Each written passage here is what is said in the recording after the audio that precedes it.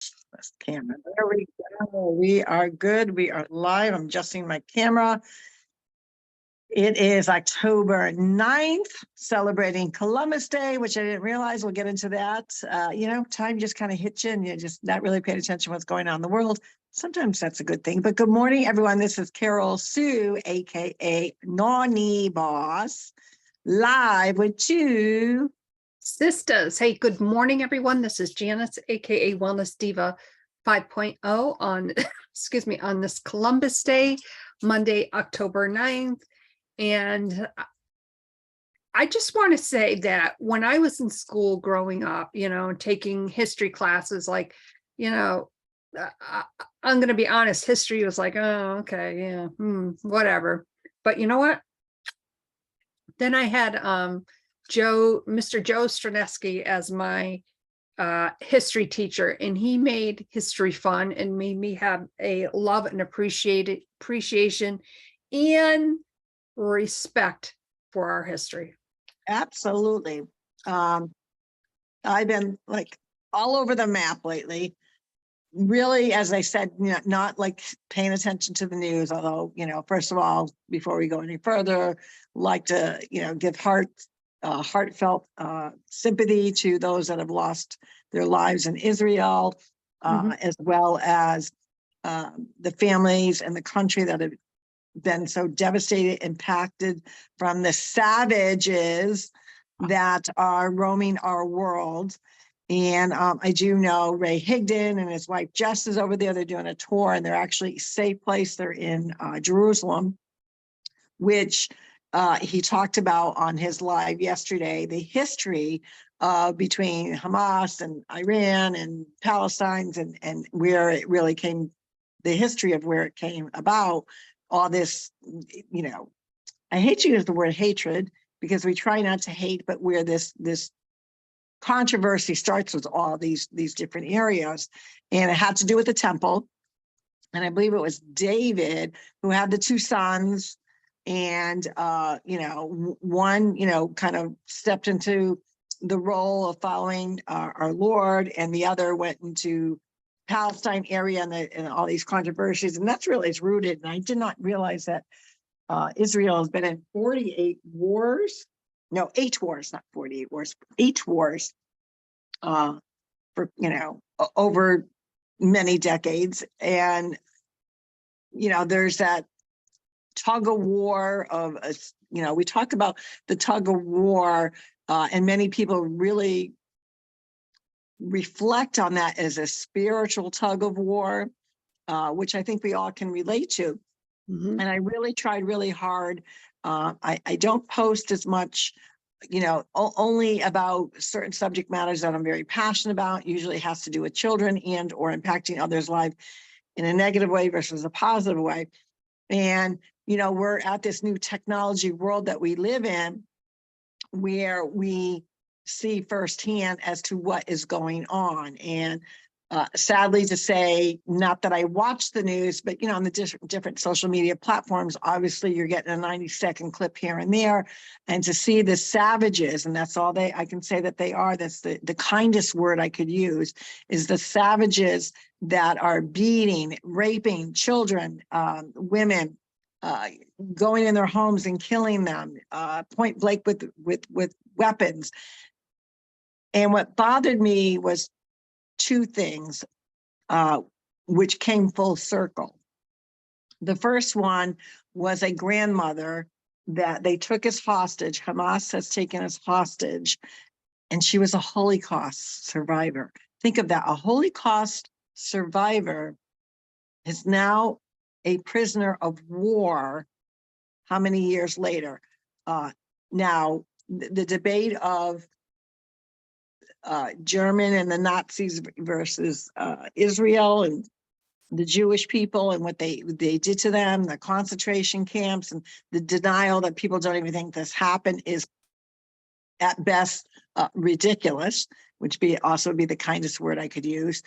But the savage, and when I say savage ridden people, to see humanity, and in this case, you're like, what kind of mindset would it take to celebrate carnage and stomp on them and spit on them and rape them and torture them. And I think I really had to kind of duct tape my mouth and turn it over to God and say, Lord, hear our prayers. You do not know, which we already know, God knows our thoughts, right? Mm-hmm. And it was a battle for me last night not to post things that, although I did call them savage bastards, and I'll probably be bleeped out for that, and that's okay, because that's what they are. They're savage bastards. And that's even too kind of a phrase for them. To see the glee in their face, holding up women by their hair and just, I guess part of the feeling I have today being Monday Mindset and trying to, what would Jesus do? What would Jesus do? Love thy enemy. What would Jesus do? And I struggle with that last night. I'm still struggling with it today.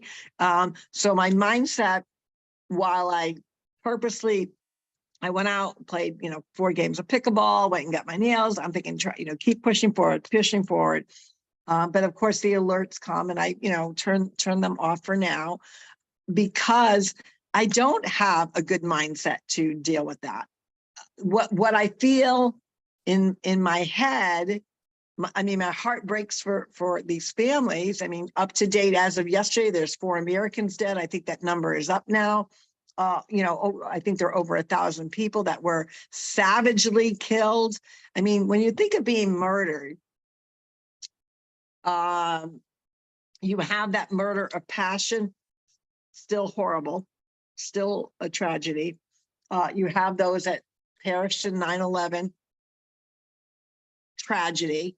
The tragic car accident, they're all tragedies. But when you are murdered savagely in that manner, and you see the savage piece of it. And what I mean by the savage is not just the act, it's the after the act, yanking a dead body and dancing and gleefully getting their rocks off because they just killed somebody savagely. I can't even, that when I go down that path, I'm like, oh Lord, please don't take me down that path. Please don't take me down that path. And that's when I'm talking about that battle, that torment that we all feel of good versus fighting this evil off, because it's not just the evil act of what they're doing. It's the evil thoughts that come into normal everyday people that are having a really hard time understanding how another human being, and how does their mind program like that they think this is something to be celebrated and praised. It is beyond what the word of humanity even like. I don't know. I'm speechless when it comes to how to try to think what their mind thinks is okay. Like, how could you even? I don't know. And Are I they think programmed? Are they programmed or what? Like, I don't understand it. I think there's a lot of different things going on. Absolutely very troubling, just beyond belief. And then you hear in the midst of all that someone at 1600, put a lid on the day at 11:30 and then was having a barbecue. That's all this is going on. And what we see is live and it's real. And because we are even more, let me back up a little bit. When 9/11 happened, the internet was really starting to be robust during that time frame, and we were able to, see things pretty much right away. Right. Because, I saw that second building being hit live. Me too. So think of that, and the 9/11 style. And when I say the 9/11 style, what happened in Israel, because you saw the buildings collapse, they know maybe it wasn't planes going into building, it was rockets and all of that, but it was still a 9/11 style with even more because of the rockets, of the gunfire, of the machinery. But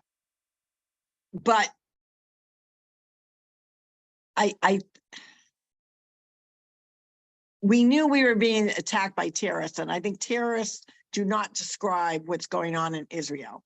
I mean, ultimately, yeah, you could still use that word, but the way that these people are being, it's not just a building blowing up, which that in itself is horrific, but to be savagely killed on air, live, and you see the carnage, and you see them yanking them and pulling them from their homes and their cars. And I saw this one poor woman. She was yanked. She was in a van. They yanked her. Obviously, tortured. She obviously, defecated herself. To it was just horrific. And they're just yanking her around and throwing her from the back of the van to now the front of the van to just torture. It was just, and they're excited about it. They're gleeful. They're smiling. I don't even have any words. I think there are no words because it's disgusting beyond belief. And, leaning on our faith and, what would God do? And some things, I don't know. I'm very torn that's happened to anybody. Like, it's just so upsetting. And I have, I met a really nice lady through my stories podcast, and I haven't heard from her. And of course I'm like, oh my God, and we had chatted a few months ago when there was some stuff happening, and she said, oh, it's like right down our street, and here we are. And then you see different things through different social media platforms, such as one thing I saw, and that's when I kind of said to myself, I am not going on this platform today because it was that upsetting to me. And it was something I already knew, but the person said that they heard from a good source, a very reliable source, for the next 12 months, not to go to any major US city, which we kind of already knew. Right. And the point being, with Ray Higdon, he's at the hotel. They're trying to get, they feel safe. They're in Jerusalem, the Holy Land, apparently, like I said, all these different areas. That's the one area they have in common to find it holy. But you can't even use that word with what we're seeing. However, what he said was they could hear things in the distance, but he talked to, I guess it was a local person at the hotel he's at. And, she had asked him, where are you from? He obviously said he's from the United States. And, they had a conversation of, you see this stuff, but now you're here. Now you see what, we go through. And, he said he's confident, he feels safe, he's happy that he went to see the temple. He's, place of where Jesus was from and all of that, which is, why he's on this journey. But at the same time, they realize, they got children at home. They want to, his wife says, peace out. We got to go. So they're trying to get back sooner than later. And, you hear that. And then you start thinking with, there's not one state in the United States that has border control. And what I mean by that is those savages are here. Those savages have crossed our borders, open border, like nobody wants to admit that. Now they're sort of admitting it, but not admitting it, like they, whatever. We already know what clown world that is. But to think that we are untouchable, to think that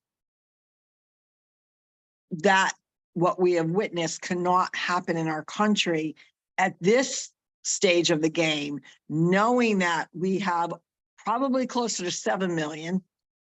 They keep saying 5 million. I don't care, 5, 7 million at this point. There's a lot of dangerous people in our country right now. And my message to Congress, my message to the senators is, while Congress is stalled for a time being until they get their new House Speaker, which they will. I have every confidence they will. Yeah, follow the money. Do what you got to do.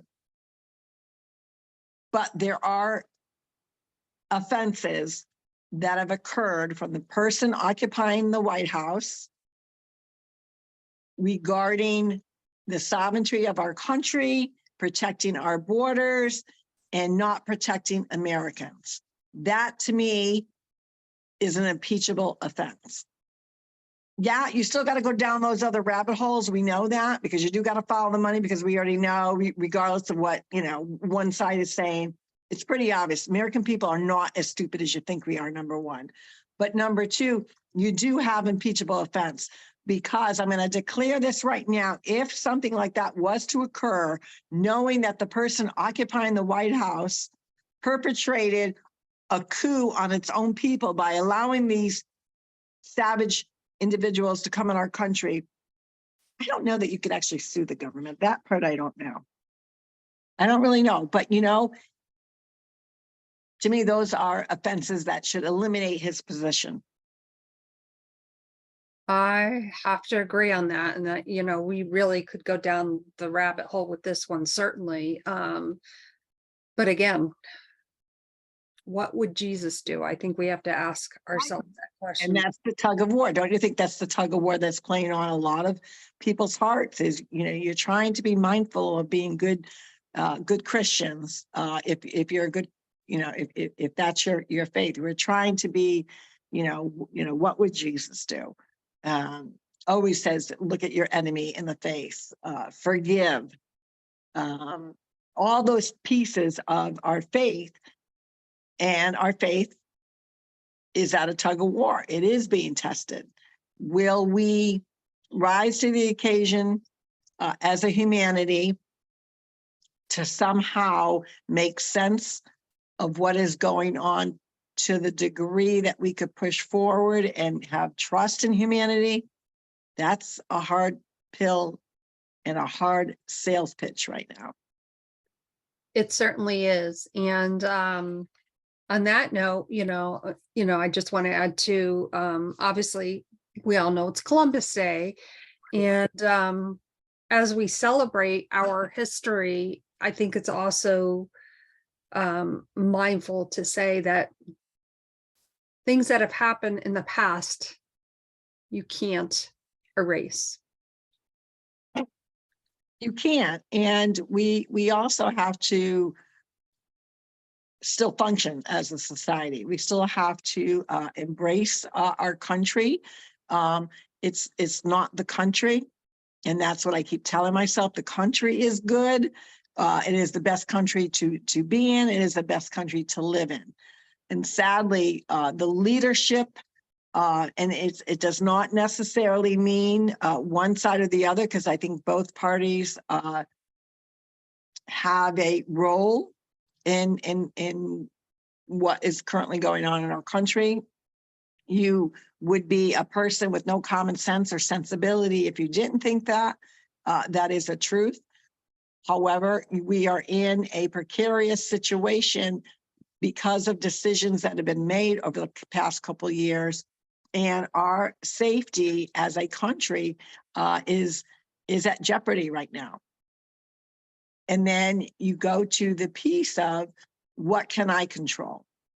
I can't control what the leadership and I'm using the word leadership very loosely, by the way, those that are in leadership roles, we have to, and it's not a question of even trust, because the trust of between the people and what's going on in our country has been broken. In many cases it's bent, but many cases it is broken. But as a citizen, we also know we can't control a lot of this stuff. These are the people that are there. And so what can we contribute? And I think at the end of the day, we are only in control of how we act and how we react. And while that's a juggling act and a tug of war right now, a spiritual tug of war, I think what can we do to make sure that we are honoring those and praying for those that have already perished in Israel by still giving support for this country and trying to balance and waver in the, like I said, the tug of war that's going on in our hearts, which also knowing what's going on in our country, which is not a good thing. And I think the only thing that we control is what we expose ourselves. So to me, it doesn't mean hiding in the closet. It doesn't mean not addressing or validating what is going on, but it's not to consume ourselves so much so that we are paralyzed in our mindset, that we're paralyzed, that we can't function, that we're paralyzed, that's where our focus should be. Our focus should be saying prayers for all that are impacted, for those Americans there for their safe return, as well as having that conversation with God, whatever, whatever your belief system is, and ask for guidance for your own self. I did it last night. I'm still doing it this morning, saying, I know, Lord, you don't want me going down there. So help me out here. The things that I want to say, I'm not saying. So I'm going to give my credit for that. Although I'm at that breaking point. So where, I think it's good to address what we're feeling. You don't want to suffocate it. You don't want to bury it, because we want to find common ground that we can discuss it openly, but in reverence of not allowing the evildoers that are part of this very savage acts to mankind, and not so focused on that we can't, that our focus maybe should go towards those that may need help right now, those that are struggling. Maybe you've got someone that's got family over there, being a good friend to them and letting them know that you're here. And it does not depict, because, a lot of people sometimes will say, oh, you're just blanketing this one religion or this one race. That's not what this is about. Regardless of what country you're from, regardless what ethnicity, I have a hard time with that word.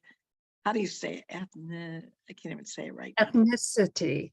All right, there you go. You said it better than I did. It's not about those pieces. It truly is about good versus evil.